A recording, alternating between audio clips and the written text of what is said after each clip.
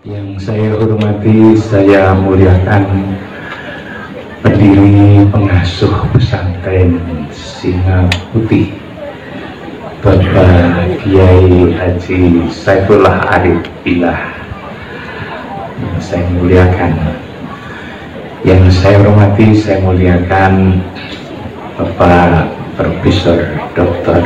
Kiai Haji Asep Syaifuddin Halim, MA, pengasuh pesantren Amanatul Ummah, yang saya kagumi kemajuannya luar biasa, yang saya ikuti berita-beritanya tentang inovasi yang dilakukan oleh beliau. Para alim ulama, para kiai, para tokoh masyarakat, ibu nyai, hadirin hadirat semuanya yang berbahagia. Mari kita banyak bersyukur kepada Allah. Dengan anugerahnya kita dalam keadaan sehat walafiat, gembira juga berbahagia. Sholawat dan salam kita persembahkan ke hadapan ikutan kita Muhammad Rasulullah Sallallahu Alaihi Wasallam, yang telah mengeluarkan umatnya dari kegelapan kepada yang terang benderang, minadulumat ilan nur, satu keadaan yang penuh cahaya, petunjuk, hidayah, sebagaimana yang kita rasakan selama ini. Saya senang sekali Yai Asep telah memberikan sambutan yang mendalam sebagai kunci daripada pengembangan lembaga pendidikan. Semuanya saya setuju, dan itulah sebetulnya yang ingin saya sampaikan juga. Karena itu marilah apa yang dinasihatkan oleh Profesor Dr. Kiai Haji Asep Syaifuddin Halim kita jadikan pegangan untuk mengembangkan pondok pesantren yang salaf tetapi juga modern ini. Dalam kesempatan yang singkat ini saya ingin menyampaikan 3 hal. 1, saya ingin berterima kasih kepada Kiai Saifullah Arif Billah yang selalu kontak dengan saya dan mengajak saya ke sini. Beberapa kali saya di WA oleh Yai, saya pernah datang ke sini dan juga pernah datang ke pesantren yang ada di Malang sana, dikir seperti ini sampai tengah malam. Lalu saya disebut-sebut menjadi penasihat. Saya senang sekali, saya bersyukur. Mudah-mudahan apa yang saya sampaikan kepada Yai Saifullah ada manfaat dan gunanya untuk pengembangan pendidikan pesantren yang salaf juga yang modern. Ibu dan bapak-bapak sekalian, yang kedua, saya ini tidak pernah ngantri, tidak pernah belajar di pesantren, tapi saya menyenangi pesantren. Saya setuju sekali dengan Yai Asep, lembaga pendidikan yang cocok, yang pas bagi bangsa Indonesia ini, ya seperti yang dikembangkan oleh Yai Saifullah ini. Saya bukan basa-basi, karena ketika saya jadi rektor di UIN Malang selama 16 tahun, perguruan tinggi Islam yang itu milik pemerintah, juga saya lengkapi dengan pesantren. Saya sebut Ma'had Al-Ali, sehingga kampus saya pesantren, universitas, pesantren. Kalau bahasa Yai Saifullah, ya salaf tetapi juga modern, kira-kira begitu. Saya menyenangi pesantren, pendidikan yang juga ada modern ini berbekalkan pada pengalaman sebetulnya. Saya ini suka keliling, mulai dari Aceh, Medan, Padang, Lampung, Jakarta, sampai Papua sana. Saya lihat lembaga-lembaga pendidikan ini. Begitu juga saya sering pergi kemana-mana di luar negeri. 2 tahun terakhir ini saya tidak kurang dari 16 negara yang saya datangi. Saya datang ke Malaysia, lihat lembaga pendidikan 2018. Ke Singapura, saya ke Jepang, saya ke Belanda, saya ke Belgia. Lalu saya ke Australia, saya ke Selandia Baru, New Zealand, ke Wellington, ke Auckland. Lalu kemudian saya masih tahun 2018 ke California, ke San Francisco, ke San Diego, ke Los Angeles. Lihat pendidikan. Begitu juga tahun 2019. Yang lalu saya pergi ke Malaysia lagi, Singapura, saya ke Jerman, saya ke Prancis, saya ke Belanda, saya ke Belgia, ke Brussels, lalu saya ke New York, lalu kemudian ke Amerika Latin, ke Bogota, ke Kolombia, ke Rusia. Saya ke Rusia 1 tahun 2 kali, ke Moskow, ke Petersburg, lalu kedua kali ke Moskow, lalu ke Kazan. Semua saya lihat pendidikan. Tahun ini umpama tidak ada corona, saya sudah kabur ya. Saya Januari kemarin itu umroh, lalu Februari maunya ke Manila, tapi lalu banjir tidak jadi. Ini saya sudah punya tiket, sudah punya visa. Saya mestinya itu ke Vancouver, ke Toronto, ke Ottawa, negara-negara di Kanada. Tapi karena ada corona, lalu tidak jadi, akhirnya ke Singapura. Ke Singapura saya lebih abdol ke Singapura daripada saya ke Ottawa. Dari sekian banyak saya keliling di dunia ini, ingat saya hampir atau sudah semua benua saya datangi, saya lihat pendidikan, ternyata memang yang tepat itu yang ini ya, yang Singapura tinggi. Saya setuju dengan Yai Asep, jangan nolak-nolak kemana-mana, tolehlah Singapura ini. Ini sudah benar. Saya mungkin kalau punya waktu saya jelaskan panjang, tetapi karena saya nyambut waktunya mesti sempit. Saya tunjukkan ini saja, bahwa lembaga pendidikan yang salaf dan modern ini, modern untuk memberikan bekal bagi anak-anak lulusannya menjawab persoalan dunia seperti yang dikatakan oleh Yai Asep Saifuddin, tetapi juga menyiapkan tatkala kita pulang kelak, kita kembali. Kita di dunia ini sebetulnya kan sebentar, tapi yang sebentar ini juga jangan dilupakan. Jangan dilupakan yang sebentar. Tetapi tatkala kita nanti selesai di dunia ini, kita nanti akan pulang, akan kembali. Bahasa Jawanya itu akan mulih, akan wangsul, akan kondur, akan mantuk, akan kapundhut. Dalam bahasa Qur'annya itu adalah akan roji'un, akan kembali. Orang kembali itu biasanya begitu senang karena kembali, tetapi juga ada yang susah. Kapan kita ini senang kembali? Kalau tatkala kita pulang, bekal kita, usaha kita sudah sukses. Yang kedua, kita tahu jalannya pulang. Jalan untuk pulang itu tahu. Selain itu juga tahu tempat pulang. Saya ini dari Malang.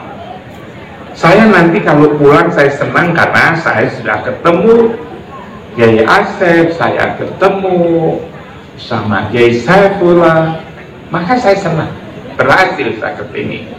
Dan lebih senang karena saya nanti akan tahu rumah saya, lalu juga tahu jalannya menuju pulang, maka saya senang. Tapi umpama saya ini tidak punya bekal pulang, tidak tahu jalannya, dan juga tidak tahu tempat pulang, maka saya akan susah. Nah, pesantren Singa Putih ini selain memberi bekal kehidupan di dunia, maka juga memberitahu kemana nanti kita ini pulang, di mana tempat pulang. Bekal pulang itu apa diajarkan oleh Kiai Saifullah di sini, diajarkan. Yang saya maksud pulang yang perlu diajarkan pulang bukan pulang jasmaninya. Kalau jasmaninya sebetulnya tempat pulang semua orang akan tahu dan tidak perlu dikhawatirkan. Kalau jasmani, sebab jasmani itu dari tanah, maka kembalinya akan ke tanah, ke kuburan. Maka tidak perlu lalu kemudian dikhawatirkan nanti tidak nyampe. Kok ke kuburan saja lalu kok dikhawatirkan tidak nyampe. Kalau kita mati, fisik kita ke kuburan tidak perlu dikhawatirkan karena nanti diantarkan oleh tetangga. Tidak cukup ditantarkan tapi juga dipikul. Masa lalu kemudian sudah dipikul tersesat. Kalau itu tersesat, yang salah bukan yang dipikul, tetapi yang mikul. Kebangetan, ngantarkan ke kuburan saja salah. Maka tidak perlu. Tetapi yang paling perlu adalah kembalinya ruh. Ruh ini loh nanti ketika kembali, yang ruhani ini, kembalinya itu kemana ini? Bekalnya apa? Diterangkan oleh Kiai Saifullah. Bekalnya adalah iman dan amal soleh. Tempat kembalinya di mana? Tentu tempat kembalinya adalah di tempat yang dulu pernah di situ. Ialah tatkala ditiupkan ruh. Di dalam Al-Quran ada summa sawahu wa nafakha fihi min ruhihi. Aku sempurnakan dengan aku tiupkan ruh. Maka lalu kemudian kita akan kembali ke tempat itu. Tempat pangkalan ruh itu di mana? Tempat pangkalan ruh itu, kalau kitab Taurat menyebutnya adalah di jantung alam. Kalau kitab Zabur menyebutnya di pusat dunia. Kalau kitab Injil menyebutnya sumbu alam. Kalau kitab Quran menyebutnya rumah Allah atau Baitullah. Kalau orang Jawa menyebutnya pusering, bumi. Ke tempat itu kita nanti akan kembali. Karena itulah oleh Kiai Saifullah tadi diingatkan supaya sholat, supaya sholat, supaya sholat. Syukur kalau berjamaah. Itu sebenarnya adalah ditunjukkan oleh beliau di mana tempat kembali. Tempat kembali waktu sholat kita menghadap ke kiblat. Semua orang penduduk bumi muslim itu kalau sholat menghadap ke Baitullah. Indonesia, Malaysia, Singapura menghadap ke barat. Rusia menghadap ke selatan, Tunis, Yaman, Sudan menghadap ke utara. Eropa menghadap ke timur. Ke tempat itu nanti kita akan kembali. Dan setiap hari 5 kali sehari semalam yang disebut sholat-sholat itu, tatkala kita sholat, hati kita ada di situ, maka sebenarnya kita sudah kembali.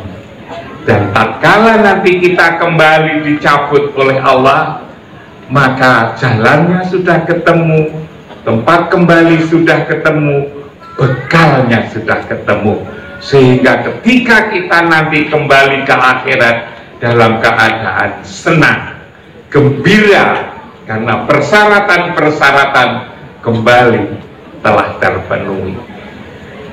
Di lembaga pendidikan di seluruh dunia yang saya lihat itu tidak pernah yang komplit membekali di dunia dan juga membekali jalan menuju ke akhirat ini. Disinilah ibu dan bapak-bapak sekalian sudah secara sempurna, secara komplit. Karena itu maka tidak saja mengajak di dunia bahagia berderajat mulia tinggi, tetapi juga di akhirat. Yang kedua, yang ketiga, saya senang sekali Yai Saifullah, lalu kemudian juga Profesor Dr. Haji Asep Syabuddin yang menjelaskan betapa pentingnya berdoa. Begitu saya senang sekali melihat di atas itu, ya ayyuhalladzina amanu ittaqullah wabtaghu ilaihi wasilata wajahidu fi sabilihi la'allakum tuflihun. Benar sekali ini. Kiai memerintahkan mengambil ayat ini penting sekali. Doa. Bagaimana agar doa kita ini dikabulkan oleh Allah? Maka manakala kita ingin permohonan kita ini dikabulkan, dijawab, ketika Mi'raj Rasulullah didampingi oleh malaikat Jibril. Tapi tatkala beliau itu sudah nyampe di langit lapis 7 untuk sampai kepada Allah di Mustawa, maka Jibril pun tidak mampu untuk itu. Satu-satunya ciptaan Allah yang bisa menghadap sampai kepada Allah hanyalah Muhammad Sallallahu Alaihi Wasallam. Karena itu tanpa beliau Jibril saja tidak nyampe, apalagi kita ini. Maka cara agar kita ini adalah wasilah. Saya bukan cerita, tetapi saya ngalami sendiri tentang betapa pentingnya wasilah ini. Suatu ketika penyakit saya yang ada di kepala saya ini sudah sampai pada tingkat puncak. Saya dalam lama sekali saya ini, kalau tidur yang kepala saya itu di bawah yang kanan ini, 5 menit saya tidak kuat karena terasa panas. Lama sekali saya rasakan. Suatu ketika memuncak, saya sudah tidak kuat. Saya lalu ngebel teman saya di Jakarta supaya segera pergi ke Jakarta. Sampai di Jakarta, saya lalu kemudian di sana sudah dibentuk satu tim untuk memeriksa kepala saya ini. Saya dikirim ke rumah sakit primer, lalu kemudian tim itu dipimpin oleh Dr. Daniel.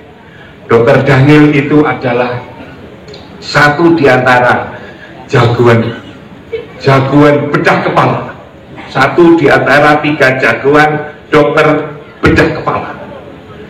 Begitu saya nyampe sana, diperiksa tidak kelihatan salah penyakit saya itu. Akhirnya saya dimasukkan di MRI, yang alat yang besar itu.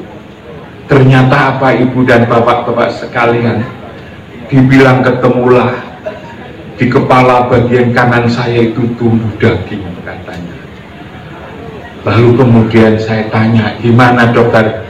Ya harus dikasih tindakan. Tindakan itu apa maksudnya dokter? Dibedah. Kepala ini dibedah. Iya katanya. Saya lalu sudah mikir, kalau perut dibedah, kaki, tangan dibedah, itu kan mungkin masih bisa saya bayangkan. Tapi kalau kepala itu dibedah, dibongkar, kepala kok dibongkar? Saya lalu bilang, umur saya sudah 65 ketika itu. Saya nyerah aja lah. Saya tanya pada dokter, kemungkinannya berhasil gimana? Ya kita usahakan berhasil. Risikonya apa dokter? Risikonya katanya usia saya sudah lebih dari 65 tahun. Sudah dokter, saya nggak usah dibedah. Akhirnya lalu kemudian yang memerintah saya itu kan bukan Prof. Imam sendiri. Yang memerintah itu kan dokter temannya Prof. Imam. Akhirnya ayolah kita ke sana.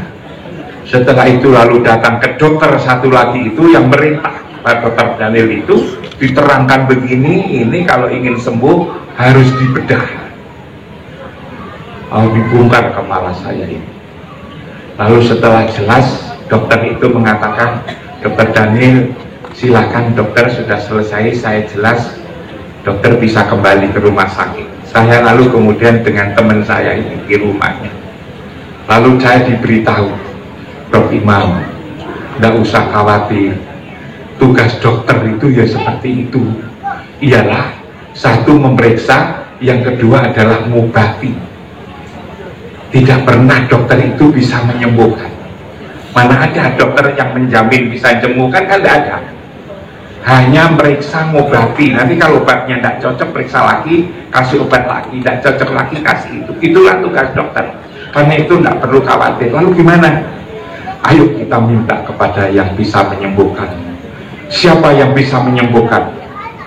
Kita memohon kepada Allah lewat wasilah Muhammad Sallallahu Alaihi Wasallam. Gimana caranya?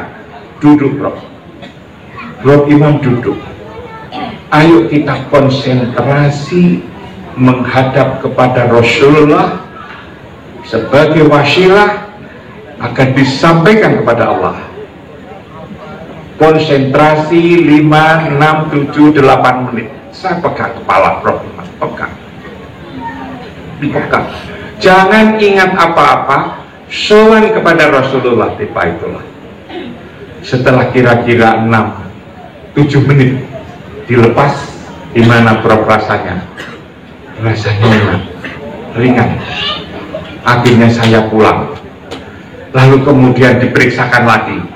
Ternyata penyakit saya itu sudah hilang, tidak ada. Saya tidak pernah itu dibedah, tapi yang ada di dalam ini sudah hilang. Itulah pentingnya wasilah. Lalu ketika saya di Jepang, itu ada pengumuman dari pemerintah, bahwa besok siang akan ada badai Taifun, di Jepang. Jepang itu ilmunya sudah luar biasa, hitungannya sudah tak pernah meleset. Lagi-lagi teman saya ini bilang, itu hitungan orang. Ayo kita memohon yang ngurus dunia ini. Lewat siapa? Wasilah kepada Rasulullah. Lalu apa yang terjadi? Ternyata besok itu udara bersih yang namanya Taifun itu, walaupun sudah diumumkan oleh pemerintah Jepang, ternyata tidak ada. Dan contoh-contoh yang lain. Karena itulah saya senang sekali mengingatkan pada saya, Yai Saifullah, ya ayyuhalladzina amanu ittaqullah wabtaghu ilaihil wasilata wajahidu fi sabilihi la'allakum tuflihun. Kita berdoa, dan tatkala kita berdoa, maka hati kita memohon kepada Rasulullah.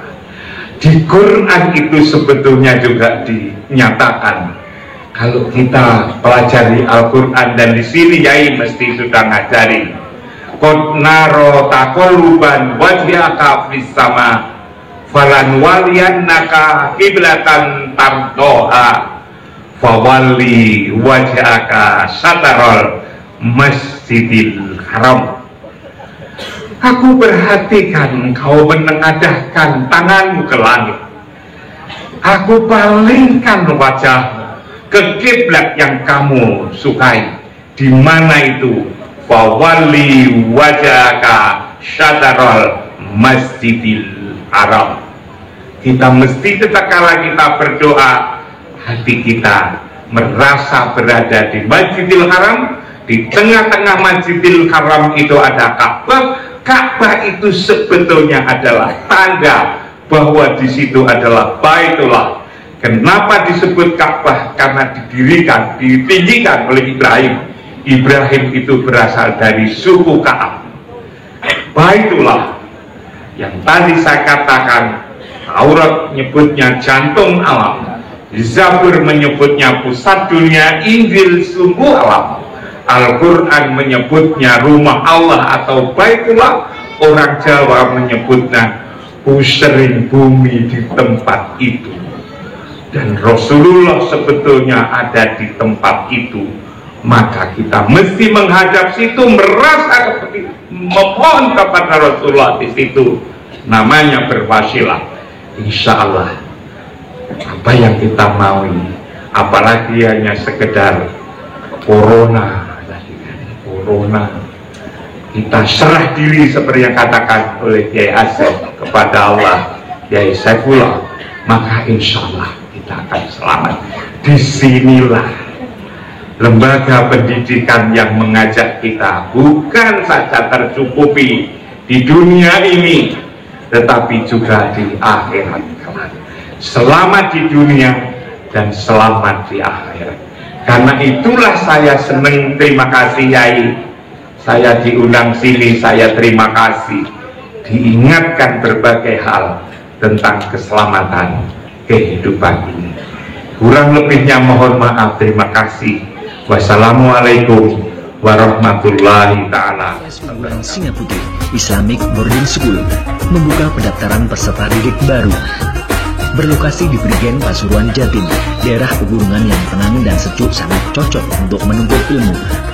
MTS Unggulan Singa Putih berada di bawah bimbingan Lembaga Pendidikan Unggulan Amanatul Ummah. Kualitasnya dipertanggungjawabkan oleh Lembaga Pendidikan Unggulan Amanatul Ummah. MTS Unggulan Singa Putih mencetak generasi cerdas yang Islami.